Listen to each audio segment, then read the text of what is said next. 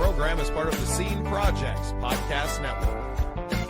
The Scene Project features interviews with independent musicians, comedians, and artists from across the Midwest. Become part of our community and support local art wherever you are.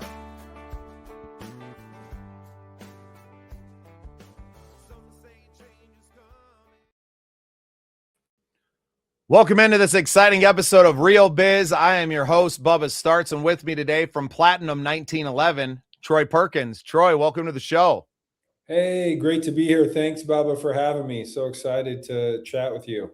Yeah, well, I'm glad you could be here with me. I think what you do is pretty incredible. And, you know, I know that it's been a long journey to get to where you are now. So I'd like to start off with just giving you an opportunity. Give us a little bit of your backstory, and then we'll kind of pick it up from there.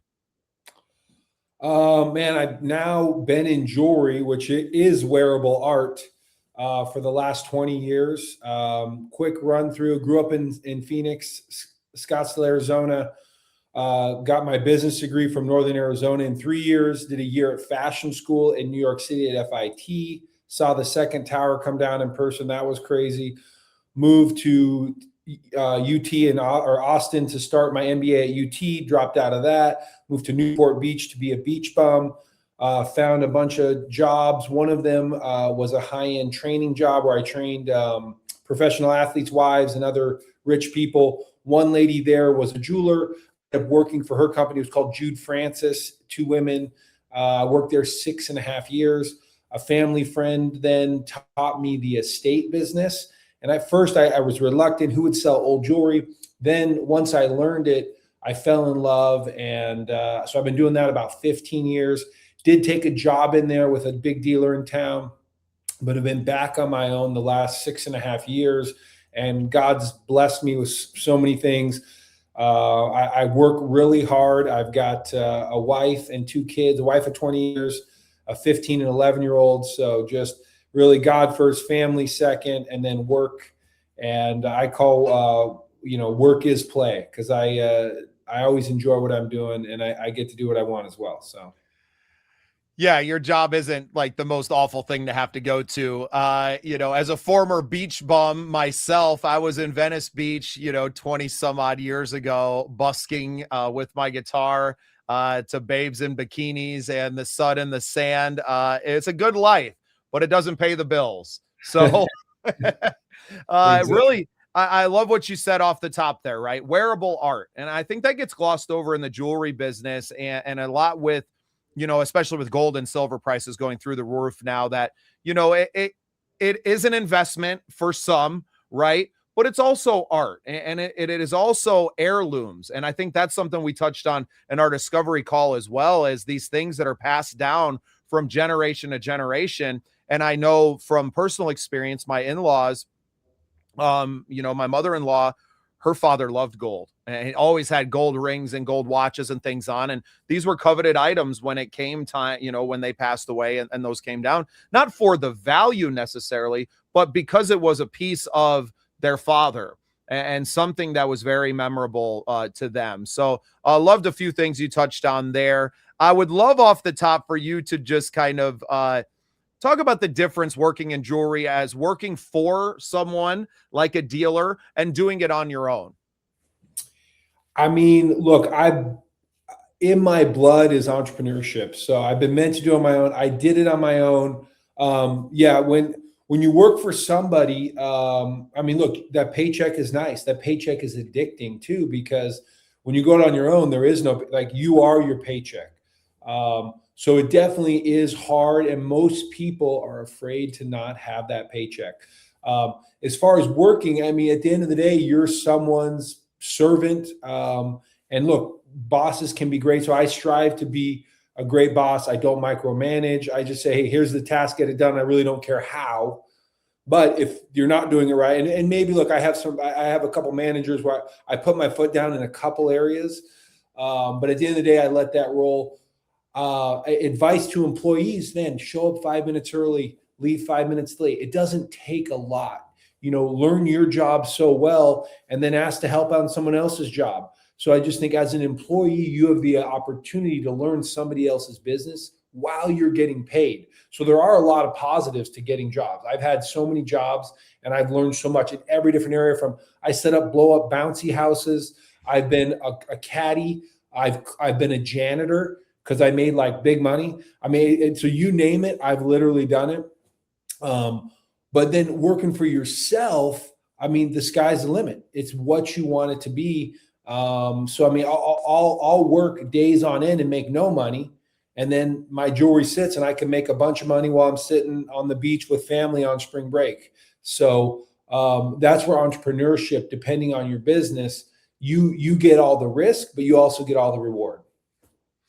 And you get your time is your time and not someone else's. A big issue that I had, especially working in the factory as a welder, was, them coming up to me on Thursday and be like, cool, we're working a mandatory Saturday because we're behind in this area or that. And I was like, but I'm not behind. Like, I did my job this week and my kid's got a ball game on Saturday. And they're like, cool, well, you're going to come in on Saturday or you're going to take, a disciplinary point. And I was like, you can just give me the point right now because I ain't coming.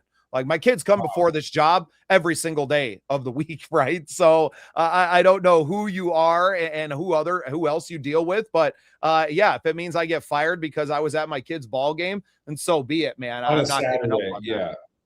That's factory work, right? And that's what, here in the community that we live, it's not in our town, but the town 30 miles away, it's all manufacturing jobs. And to just kind of see that world for me, because I had never really entered the workforce. I was a rock star, Troy.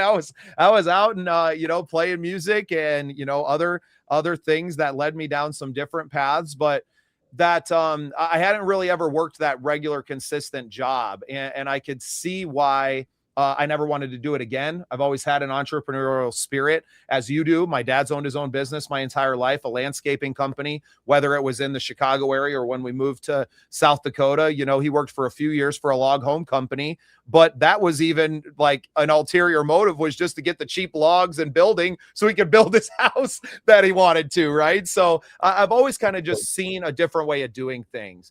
But something you touched on there, the jobs that you have had, and kind of the way that you talked about being a good employee, how has the jobs that you've had, say being a caddy, helped informed you now as a salesman and as an entrepreneur, owning your own business? Well, actually, I would say that I grew up golfing. The caddy job was about the hardest job I ever had. So because you got to be paying it, like you can't space out, like you're paying attention, watching the ball ahead of the people. It's like nonstop carrying the bag. And I worked at a course, a private course when I was in college called, oh my gosh, I'm spacing on that, but it was very hilly course, forest something. But anyway, like we walked like 5 miles. So anyway, I would say that's the hardest job. Other jobs, I think what really hit me is as I delved into but now I've been in and I have a handful of other businesses and I've delved in so many. Most of the owners, and don't take this wrong, like they're not that smart, or they don't have something that I don't have. Maybe let's just say it that way. Like there's not some secret. The secret is hard work and taking action. I mean, I think that's it. A lot of people are caught up in inaction and they're caught up with busyness. I mean, if you look at your screen time report, if you have an iPhone that comes every week and you see that you're spending 8 hours a day on your phone and those aren't business hours, like what are you doing with your life? So if you take action and you're passionate about something, you will be successful. And I think that's something that every successful person kind of repeats. If you've gotten there, it's not because you are necessarily the smartest person in the room. I think there's a certain degree of intelligence that everyone has to have that makes it to a certain level, but intelligence can be learned. You can learn by being in the room, and you're only in the room if you show up every day. And for business owners, we don't really have a choice. And I think some people get into business thinking that it's going to be like their 9 to 5.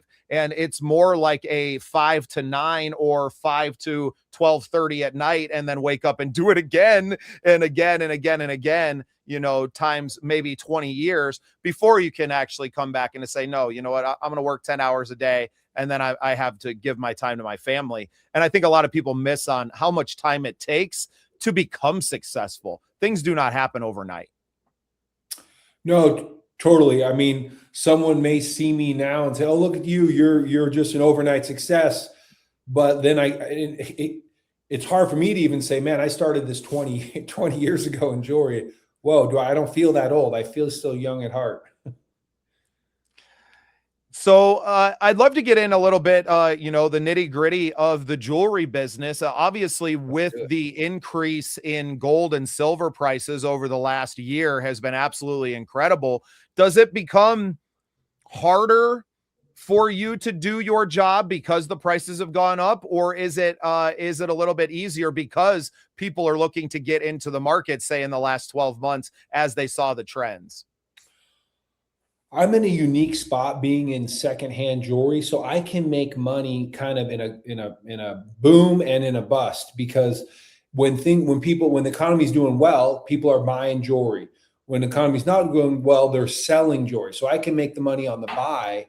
So it's really, I can work both sides. So with what you're saying and what's happened the last 6 months, year, I've really made a living on the buy. There's so much gold and jewelry coming. I'm able to buy right and kind of make a margin there. Now it's a smaller margin, but it's still a margin, and the volume is huge. So I think that's one part of your question. The other part is, hey, are people not buying? Yeah, this definitely weeds out the lower end of the market, and it kind of sucks, because if you say have $1,000 and you want to buy your wife a piece of jewelry in gold, you don't get a lot. It's a chintzy little necklace, a smaller ring, just because gold is so expensive. So this really puts it into the market of people that have more money. So for me right now, the $5,000 to $30,000 pieces are what's selling more, versus, because there's just not a lot for $1,000. Well, exactly. And I think that's something that gets overlooked. And I'm very glad that my wife and I have been married now for 3 years, and that ring was purchased 5 years ago, because I don't know if we could afford the same piece now, just because of the increase in the precious metals. And I think that's maybe a part that gets overlooked in this, because we look at gold prices on the stock market, or in the markets, not necessarily stocks, but that we see that as just like gold bars, right? But it is everything. It's everything that gold touches. It drives up the prices of technology, because we forget how much gold is used inside of our cell phones, our computers, our tablets. It's more to our daily lives than I think most people would understand. No, that's correct. Yeah, gold. I mean, gold is the reason gold's important, even in the technology side, is it has a wonderful conductivity, and it's very durable. So now I know in the technology side, they're able to make real thin layers, like very thin, and they coat things with gold. It still holds up, but it adds up when they're making tens of thousands of electronic devices a day. It adds up. You're correct. They're using that more. And I'm hearing in the silver market, they're saying they need more and more for the batteries and all these chips. I don't know what the truth is, to be honest. And I feel like a lot of these prices are manipulated by the big banks. I do feel with the US dollar now, everyone's talking about it being shaky, and a lot of other countries wanting to get off the US dollar. I think that's going to stop some of the manipulation, but the big banks still know how to dump the market so they can buy back in. So again, I'm jumping to another topic, but we're riding this roller coaster. It's kind of a crazy time. Well, and obviously your business is in the jewelry side of this, but everything in what you're talking about, and maybe this other rabbit hole, it is very, not just parallel to yours. It may intersect and interweave with what you're trying to do in your business very intricately, and can have massive effects on your business. So while it's not an end all be all, the price of gold for you, because obviously you're working with diamonds and these things as well inside of the jewelry, but it definitely has an effect on it. Yeah, no, I guess, was in my head. I didn't say, I also buy and sell bullion. So I do a lot of gold trading in my business. So I have customers that want to put money into silver or gold. In fact, I just had a deal with 100 1-ounce gold coins. So if you can do the math real quick in your head, that's $500,000 of gold. So those kind of deals come through. I need to buy it at a small, a little bit less where I can sell it. So I make a few percentage points, but you're solving a problem on both sides. Yeah, incredible. And I think most people that, don't have amounts of money like that aren't looking to invest into those things, although maybe they should, even on a smaller level, because now you've seen that if you would have Yeah. bought some gold coins a year ago, some 1 ounce gold coins a few years ago, you would have come up quite a bit. That would have been a solid investment. I had friends that were telling me to, and I was like, look, I don't have the $1,200 for an ounce of gold right now. So much less, now when gold is is it approaching 5 or over 5 now? I don't keep It up with was it hit 52 yesterday. It pulled back to 51.50 this morning. Look, I am not someone that says, hey, you need to put money in gold. Look, gold doesn't make money. It doesn't pay a dividend. It only, when it goes up, you have to sell it to make that money. So I definitely think it's a good hedge. I do have a lot of my wealth in gold, but it's mainly in jewelry because I can make a better margin than just the gold going up. But, I love to encourage people on business ways. Hey, if you have invest in yourself first. Once you have money, yeah, you should diversify with some of the gold. And look, because I'm an expert in the gold and the jewelry market, I do help people move in and out of it. And just so you know, yeah, coming up with $500,000 is hard for me too. Every day I'm hustling, trying to make things happen. And it's not like I'm working that to turn it just to make the deal happen. Yeah. So I have a unique story with gold myself. I actually grew up in Leeds, South Dakota, where the Okay. Homestake gold mine is the largest gold mine in the world, now closed and has become the Sanford Fermi Lab. Where they're studying neutrinos. But we had a very close relationship when gold bottomed out in the late 90s and kind of dropped. And because they were digging down into the ground over a mile in some cases with these shafts, that the cost of getting the gold out of the ground for what they were getting just wasn't it wasn't profitable any longer. And we do still have some gold mines out there in the Black Hills of South Dakota, Black Hills Gold being something its own sector, right? It is gold, but it includes a little bit of the copper. And so I've grown up around it. I've seen the effect that gold prices can have on a local economy from the mining, manufacturing, refinement side. Yeah, totally. Most new mines, it's gambling.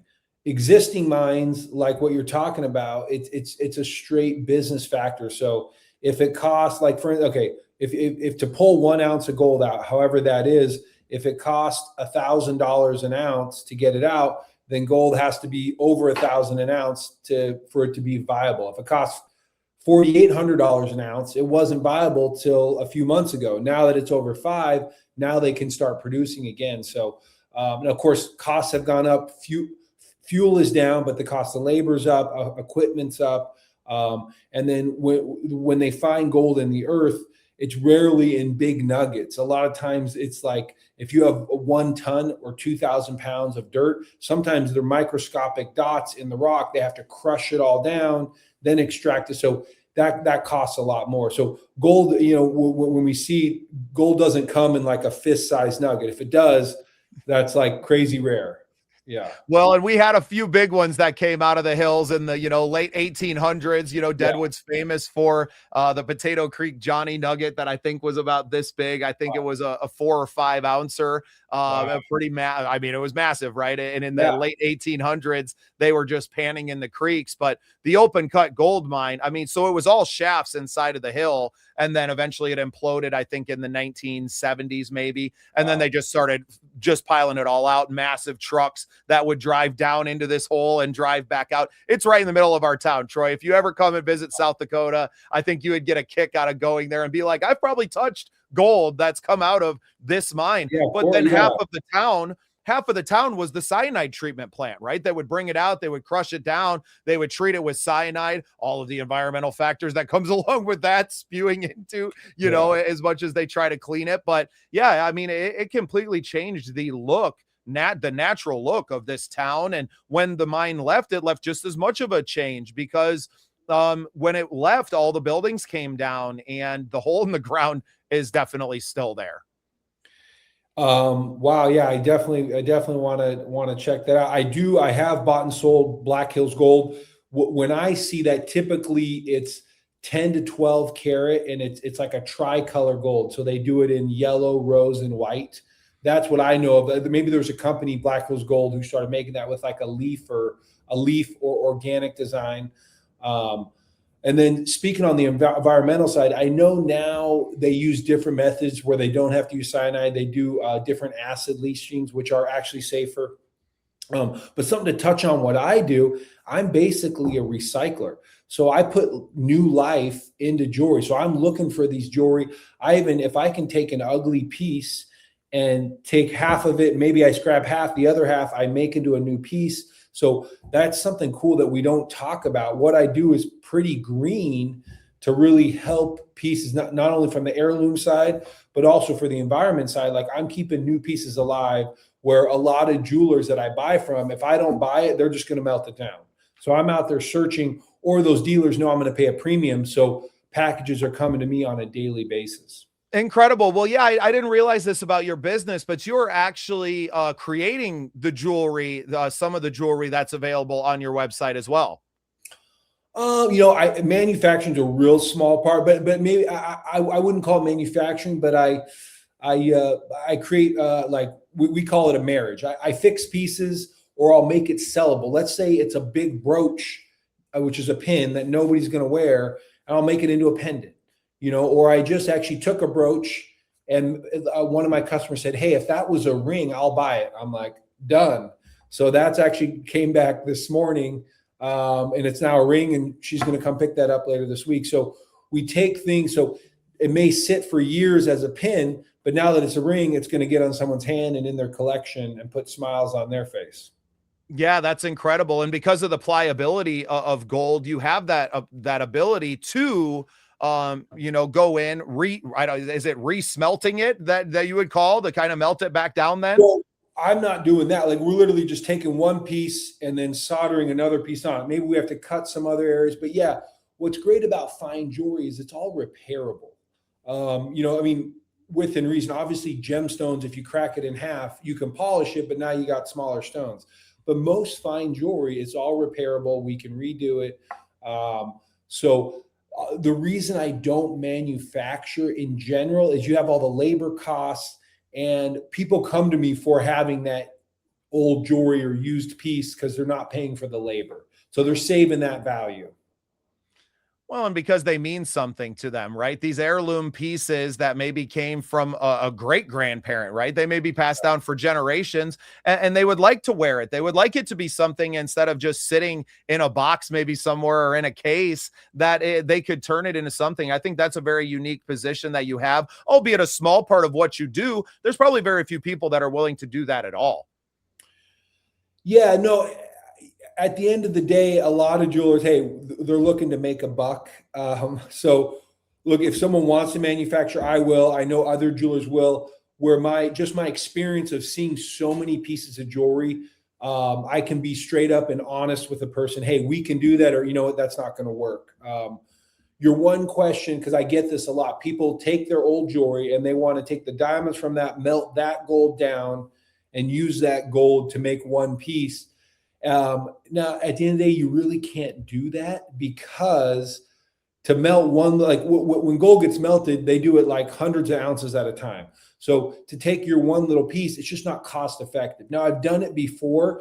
I told the customer, hey, it's going to cost you $1,000 extra to do that. Most of the time, they don't want to do that. Some jewelers will just appease them. Oh, yeah, we're taking your old gold. But if I just take their old gold too, the alloy mix, it may not cast correctly, or it always creates issues. So each individual piece is different in itself. We think of gold as just being gold, but like you said, the alloy are different. Some, the difference between 10, 14, 24 carats, right? You can't just mix it all together and it's going to be perfect. Well, so 24 karat gold, everybody knows that's a 100% gold. Then you have 18 karat gold. Well, the fraction 18 out of 24 is 75% gold. So there's 25% other alloys, and different jewelers use it different. Now, 14 out of 24 is 58.5%. 10 out of 24 is 0.411. So that other percentage is other metals, copper, nickel, palladium, different metals. So every jeweler, every manufacturer used a different alloy. So that's why gold can come in different colors. 24 karat gold is always the same color. Other carats, it's lower. So if that helps explain a little bit about gold. Yeah, it's a nice little tidbit in there for people who don't know, all their terminologies and what it meant, right? A lot of people know, 24 karat gold just from Bruno Mars, right? So there's, we all get our education from different spaces.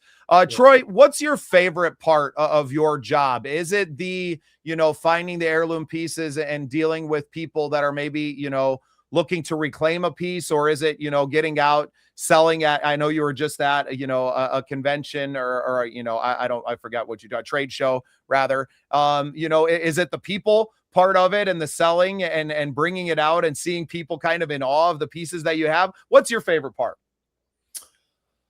Well, I'd say the best and most exciting part is every day I don't know what I'm going to get. Either a package comes in the mail or multiple, someone comes in my office to sell. So you just don't know. I get to see something new all the time. Or I pop into a dealer's office and you don't know what I'm going to come across. So like finding something new every day, like literally I'm buying every 6 days a week, usually Sunday not, but sometimes I get a text and I buy by text.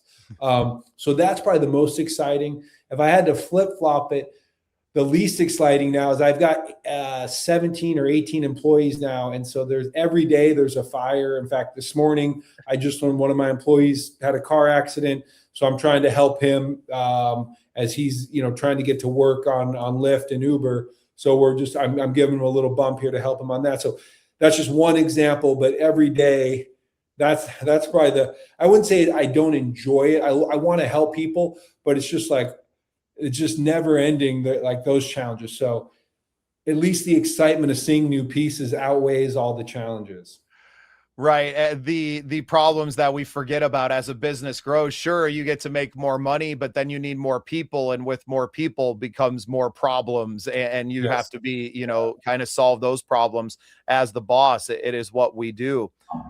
Troy, a thrilling conversation here with you. Want you to go ahead and plug anything that you want on there. We got the website scrolling across the bottom on here on the video version, but go ahead and plug the website, where people can find you and where they can bring their gold to.